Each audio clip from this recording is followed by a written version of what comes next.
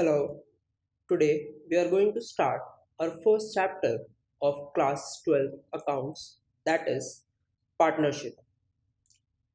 In 11th, we have already discussed about our basics of accountancy. We studied accounting cycle and completed our preparation of financial statements of sole proprietorship and non-trading organizations. As we talk about sole proprietorship, there was a single person carrying on his business activities using resources available with him. But now, to move further, business needs to be expanded, and for its expansion, for its growth, he needs more resources.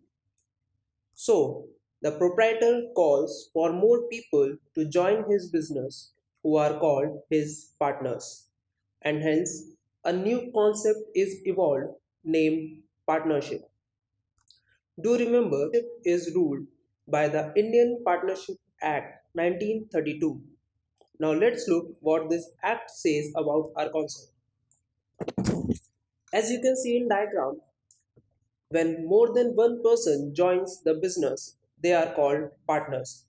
And the business which they carry on jointly is termed as partnership firm. Again, some points we must keep in our minds are that according to Partnership Act, registration of partnership is optional.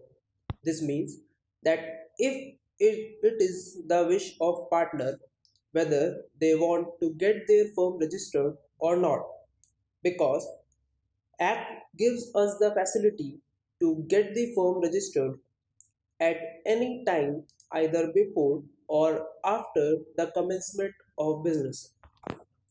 In 11th, we also discussed our accounting principles.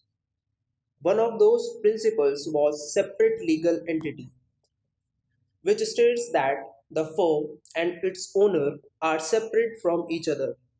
Now, why are we discussing the concept here?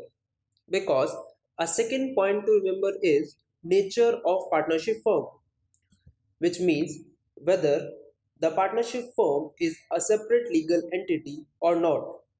So we must remember that as per accounting point of view, it is a separate legal entity, whereas as per legal point of view, it is not. So let's discuss what is partnership. According to Partnership Act 1932, partnership is the relation between two or more persons who have agreed to share profit of business carried on by all or any of them acting for all. Now, why to share profit? Because in sole proprietorship, as there is only one person, he takes all the profit of his business. But here in partnership, as there are more than one person, so profit must be distributed among all the partners. Then obviously business has to be legal. Then our last point, carried on by all or any of them acting for all. It means suppose there are three partners A, B and C. So here they have the options. First, that all three partners can take active part in the affairs of business, or second, either one or any two can take active part in affairs of business and the inactive one will be called sleeping partner. But we must remember that all partners are severally and jointly liable for all the activities done in the name of their partnership firm. So let's read once again. Partnership is the relation between two or more persons who have agreed to share profit of business carried on by all or any of them acting for all.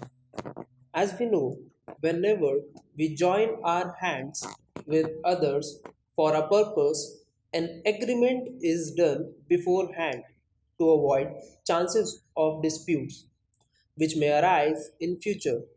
Here also, partners have an agreement which can be of two types, either oral or written. Written agreement among the partners is called partnership deed.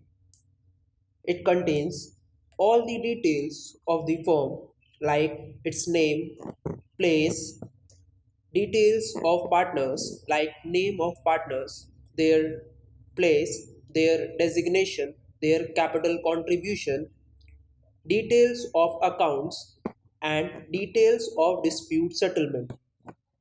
And again, the making of partnership deed according to our Indian Partnership Act 1932 is optional.